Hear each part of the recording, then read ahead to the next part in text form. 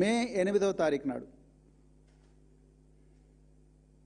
పేట్ Basheerabad police స్టేషన్లో ఒక మహిళ తన కూతురికి గత సంవత్సరం నుండి మల్టిపుల్ టైమ్స్ అత్యాచారం జరిగింది. ఫామ్ హౌస్ల్లో కానీ, బేస్మెంట్లలో కానీ, సర్వీస్ అపార్ట్మెంట్లో కానీ, ఇవన్నీ కూడా కేంద్ర హోంశాఖ సహాయ మంత్రి స్వయాన ఆయన కొడుకే చేసిండు. ఆ తండ్రి దగ్గరికి సంగప్ప అనే ఒక జర్నలిస్టు ఈ కేంద్ర హోంశాఖ సహాయ మంత్రి అనే బండి సంజయ్ గారి దగ్గరికి తీసుకుపోయినరు అని చెప్పి ఆమె కంప్లైంట్లో రాసింది.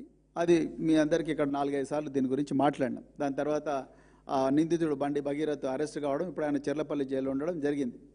అయితే నిజానికి దీనికి మే 8వ తారీఖు నాడు ఇవాళ జూన్ 12వ తారీఖు. మరి ఇంతవరకు A1 చుట్టే తిరుగుతూ ఉన్నది. మరి A2 A3 ఏమైనరు? ముఖ్యంగా సరే A2 దగ్గరికి, సంజయ్ గారి దగ్గరికి ఒక 2 నిమిషాలు లేట్గానే పోదాం. A3 సంగప్పను పట్టుకోవాలి కదా.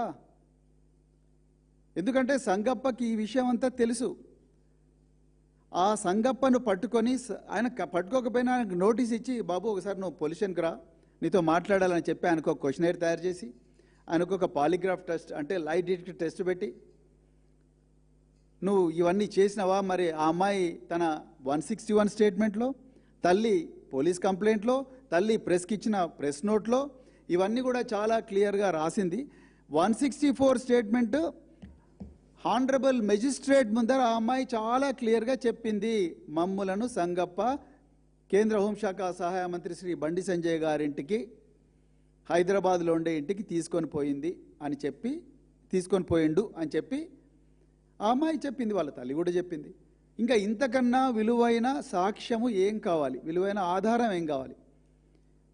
సో సంగప్ప గారికి నోటీస్ ఇచ్చి, అయ్యా సంగప్ప మరి నువ్వు బండి సంజయ్ గారింటికి తీసుకుపోయినావా లేదా అని అడగాల్సిన బాధ్యత పోలీసుల మీద ఉన్నదిగా. ఇంతవరకు అడిగినట్టుగా మా దగ్గర అయితే సమాచారం లేదు. అడిగి ఉంటే అడిగినామని చెప్పి కమిషనర్ ఆఫ్ పోలీస్ సైబరాబాద్ చెప్పాలి. లేకపోతే ఇప్పుడు డీసీపీ కూకట్పల్లి శ్రీమతి రితిరాజ్ గారికి పర్సనల్గా సూపర్వైజ్ చేయమని ఒక మెమో ఇచ్చారు. మిగతా అన్ని కేసులనేమో సిట్ వేస్తున్నారు. ఈ పోక్సో కేసులో మాత్రం ఇప్పటి వరకు కూడా సిట్ వేయకుండా మీరు DCP Kukatpally personally monitor the investigation అని చెప్పి ఆ పేట్ బషీరాబాద్ ఇన్స్పెక్టర్ మీదనే వదిలేసిండ్రు ఇవన్నీ కూడా. సో సంగప్ప గారిని విచారించిన తర్వాత నెక్స్ట్ చేయాల్సిన పని ఏమిటి? బండి సంజయ్ గారిని అడగాలి.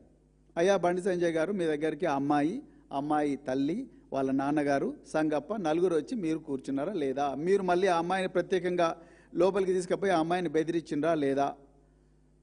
వాళ్ళ కాల్ డీటెయిల్స్ అవన్నీ తీసుకొని చూడాలి.